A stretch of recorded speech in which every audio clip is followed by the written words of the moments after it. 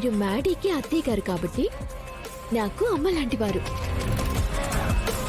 So మీరు ఏ సాయం అడిగినా ఎలాంటి ప్రతిఫలం ఆశించకుండా చేస్తాను.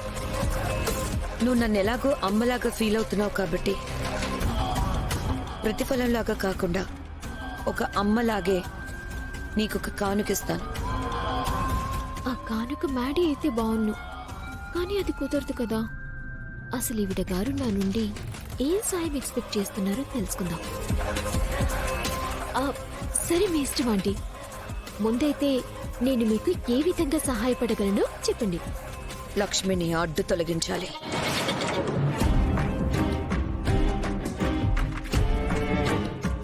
అవును, ఆ లక్ష్మితో ఇంట బయట చాలా ప్రాబ్లంగా ఉంది.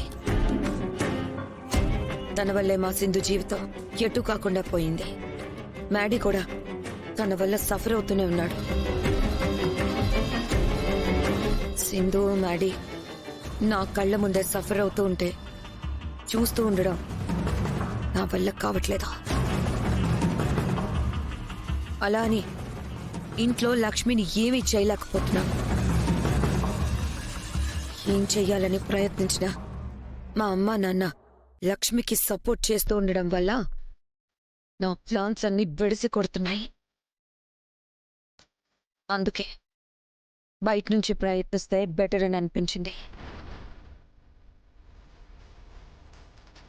లక్ష్మిని బయట నేనేం చేయగలను అని ఆలోచిస్తూ ఉంటే నువ్వు నాకు గుర్తొచ్చావు.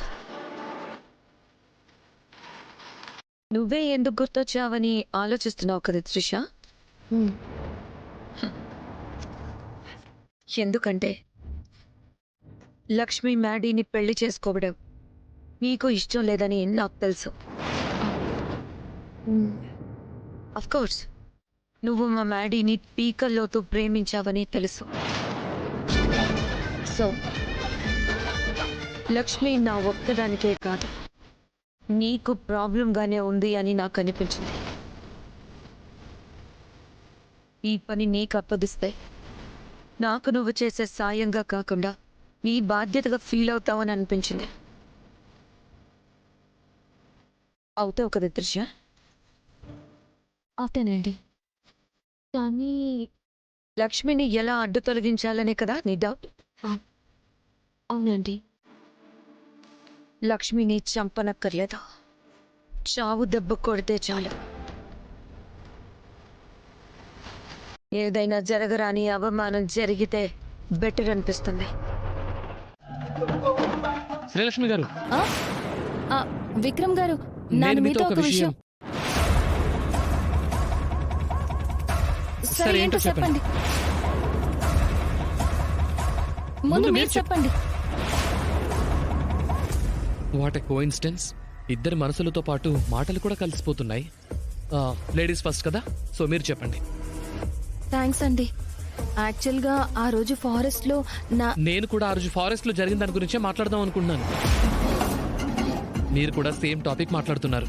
చాలా క్రేజీగా అనిపిస్తోంది. మీరు చెప్పండి. ఆ రోజు నా మనసులో మీ మనసులో ఉన్న ప్రేమ మొత్తాన్ని బయటకు చెప్పేశారు. అందులో ఒక్క అక్షరం కూడా మిస్ అవ్వకుండా విన్నాను. అది యాక్చువల్గా ఆ క్షణమే మిమ్మల్ని గట్టిగా హక్ చేసుకుని నా మనసులో ఉన్న ప్రేమను కూడా మీతో చెప్పేయాలనుకున్నాను. కానీ మీ ప్రేమ గురించి విన్న తర్వాత నన్ను నేను మర్చిపోయాను, గాల్లో తేలిపోయాను. ఆ మధుర క్షణాల్ని ఎంజాయ్ చేయాలనిపించి అక్కడి నుంచి వెళ్ళిపోయాను. భగవంతుడా, నాను భయపడినట్టే సీనియర్ నా ప్రేమని వేరేలా అర్థం చేసుకున్నారు. ఇప్పటికైనా చెప్పకపోతే ఇది ఎంత పెద్ద ప్రాబ్లం అవుతుందో తెలుసుకుంటేనే భయం వేస్తుంది. లక్ష్మి గారు, విక్రమ్ గారు, ఒక్కసారి నన్ను డిస్టర్బ్ చేయకుండా నానేం చెప్పాలనుకుంటున్నానో ఓపికతో వినండి. విన్నాక మీరు డిస్టర్బ్ అవ్వకండి. నేను ఆల్రెడీ మీ ప్రేమతో డిస్టర్బ్ అయిపోయాను. ఇంతకాలం నువ్వు లక్ష్మితో ఎలా బిహేవ్ చేసినా సీనియర్ కదా అని ఊరుకున్నాను. ఇప్పుడు నా లక్ష్మికే లవ్ ప్రపోజ్ చేశావు. దీన్ని మాత్రం అంత ఈజీగా తీసుకోలేను. నీ లక్ష్మి ఏంట్రా? నీ లక్ష్మి లక్ష్మి ఏమన్నా నీ లవరా, నీ భార్య? అవునరా, లక్ష్మి నా అబ్బా. నా బాధ్యతరా.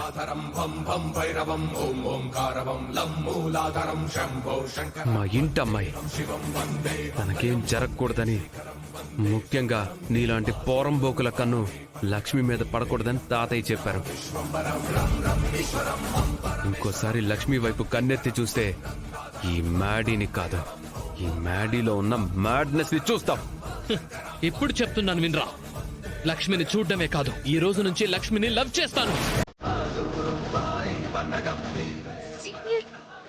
పెళ్లి కూడా చేసుకుంటాను. ఏం చేసుకుంటా చేసుకోబా. మధుబాబు, మధుబాబు, వద్దు.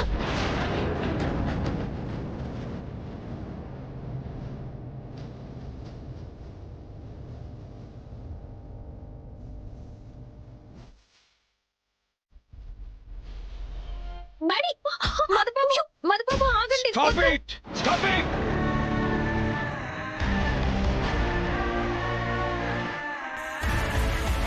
మీరు స్టూడెంట్సా, స్ట్రీట్ రౌడీలా?